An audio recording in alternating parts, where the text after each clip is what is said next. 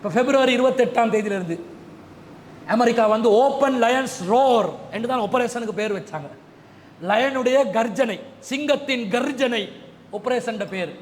கர்ஜனை இப்போ ஓடிருச்சு, பொத்தி கொண்டு ஓடிருச்சு, அடி உழுது. ஆயிரக்கணக்கான அமெரிக்கன்காரன் கொலை செய்யப்பட்டிருக்கிறான். தகவல் கொடுக்குறான்ல பாருங்க.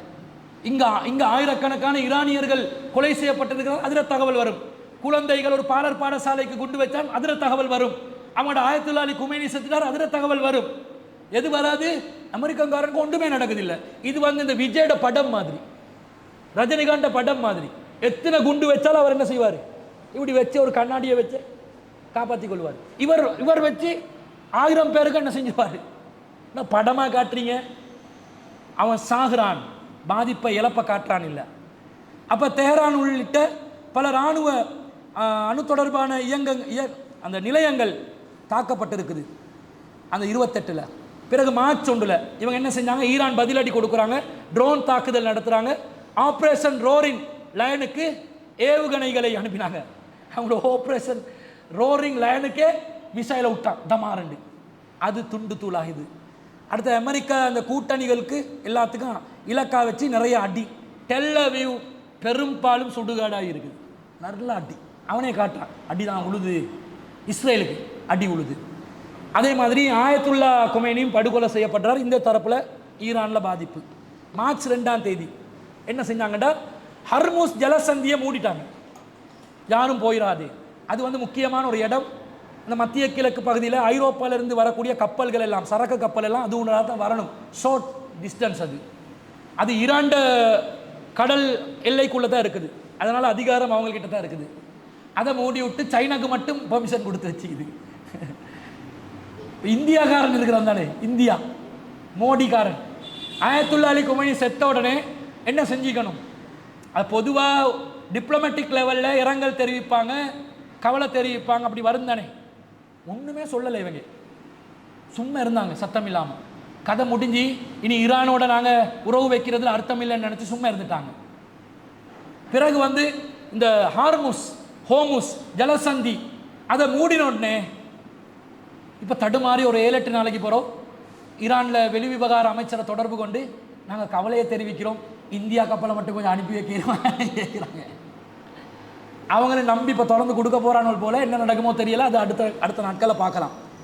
இதில் தான் பொருளாதார தட்டுப்பாட்டுக்குரிய வாய்ப்பு இருக்குது. இலங்கை மனிதாபிமானத்தோடு நடந்து கொண்டாங்க. இந்த காலி பகுதியில் நடந்த அந்த சப்மரீன் தாக்குதலில் இந்த கப்பலில் இருந்த இராணுவர்களை மீட்டெடுக்கிற அந்த பணியில், கடல் படையை மீட்டெடுக்கிற பணியில் மனிதாபிமானத்தோட அனுர திசாநாயக்கோட அரசாங்கம் நடந்ததுக்கு ஈரான் கவர்மெண்ட் நன்றி தெரிவிச்சிருக்கிறாங்க. ஆனால் மற்ற பக்கத்தில் இவங்க லப்டப் என்று கொண்டு இருக்கிறாங்க. என்னது? அமெரிக்காக்காரன் ஏதாவது பண்ணி விட்டாலும் பண்ணி விடுவான்னு தெரியாது. 2வது கப்பலையும் என்ன செஞ்சாங்க? ட்ரிங்கோ ஹார்பருக்கு அனுப்பி விட்டுட்டாங்க. ஆக்களையும் சேஃப்டியாக இறக்கி கப்பலையும் சேஃப்டியாக வச்சுட்டாங்க. அதனால் அந்த தொடர்பு இருக்குது. இலங்கைக்கு பாதிப்பொண்டு வராமல் இருக்கலாம் என்று நினைக்கிறோம். அப்படி வரக்கூடாது. வந்தால் திரும்ப ஒரு எக்கனாமிக் கிரைசிஸ் வர்றதுக்கு வாய்ப்பு இருக்குது. அடுத்தது ஈரான், கட்டார் மற்றும் அந்த வளைகுடா பகுதியில் உள்ள அமெரிக்கா தளங்களுக்கெல்லாம் கடும் தாக்குதல் மார்ச் 2 நடந்துச்சு. மார்ச் 3 சவுதி அரேபியாவில் உள்ள அமெரிக்கா தொடர்புடைய இடங்கள் எல்லாத்துக்கும் தாக்குதல். இப்போயாவது சூடு சொரண வரட்டும் என்று சலஃபிகளுக்கு ஒரு தாக்குதல், சலஃபிகளுக்கு இல்லை தாக்குதல், அமெரிக்கன் பேஸ்களுக்கு ஒரு தாக்குதல். சில எண்ணெய் நிலையங்கள் சேதமடைஞ்சிருக்கிறதா தகவல் வந்துச்சு. மார்ச் 4 ஈரான் பெரிய அளவுள்ள ஏவுகணைகளை, ஆயிரக்கணக்கான ட்ரோன்களை பயன்படுத்தி பதிலடி கொடுத்தாங்க. அந்த மார்ச் 4 தான் IRIS என்ற அந்த கப்பல் வந்துச்சு.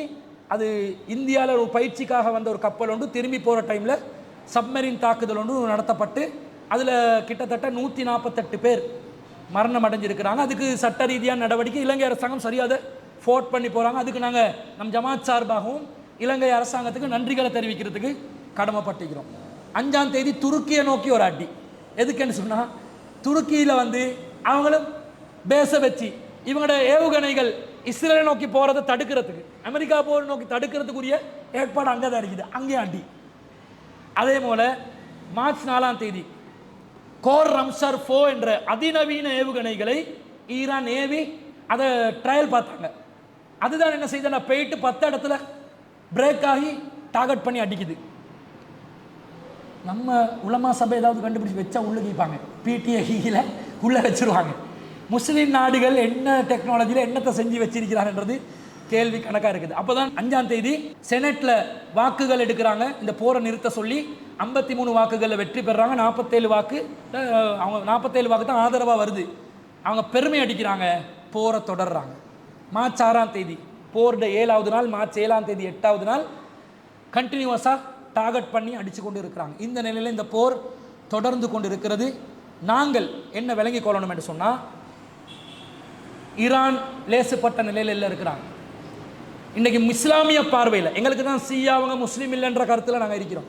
ஆனால் ராஃபிலா பிரிவு தான் அலி ரலியல்லாஹு கடவுளாக்குற அளவுக்கு கடும் பாரதூரமான கொள்கை இருக்கிறாங்க. உலகளாவிய அளவில் அவங்க இஸ்லாம் என்று தங்களை அறிவித்துக் கொள்கிறார்கள். உலகத்தில் பாப்புலேஷன்லாம் அவங்க முஸ்லீம் தானே. இன்றைக்கு உலகத்தில் அமெரிக்கா என்ற அயோக்கியனுக்கு எதிராக, இஸ்ரேல் என்ற அநியாயக்காரனுக்கு எதிராக ஒரு ஆம்பளையாக நிற்கக்கூடிய, சிங்கமாக எழும்பக்கூடிய, ஒரு கர்ஜிக்கக்கூடிய சக்தி உள்ள ஆண்மகன்கள் நிறைந்து காணக்கூடிய ஒரு இஸ்லாமிய பேர் வைத்திருக்கக்கூடிய ஒரே நாடாக நாங்கள் இப்போது பார்க்கிறது ஈரான் தான். அதனால் அல்லாவுக்காக வேண்டி அவங்களுக்கு எதிராக கருத்து தெரிவிக்காது, நியாயத்தை பார்த்து ஈரான் பக்கம் நிற்கணும். இந்த போர் தொடரும். ஒருவேளை ஈரான் அடுத்தடுத்த கட்டங்களில் அநியாயமாக நடந்தால் அவர்களுக்கு எதிராக அநியாயம் செய்கிறார்கள் என்றும் கருத்து சொல்லுவோம். சிலோன் தௌஹீத் ஜமாத்துடைய பார்வை நீதி, நேர்மை, நியாயம் எது என்பது. இந்த அமெரிக்கா ஈரான் இஸ்ரேல் போர்ல ஈரான் இஸ்ரேலுக்கும் அமெரிக்காவுக்கும் அநியாயத்துக்கு எதிராக போர் செய்கிறார்கள் என்ற வகையில் சிலோன் தௌஹீத் ஜமாத் ஈரான் பக்கம் நிற்கிறோம். அப்படித்தான் ஒவ்வொரு முஸ்லிமும் இருக்க வேண்டும்.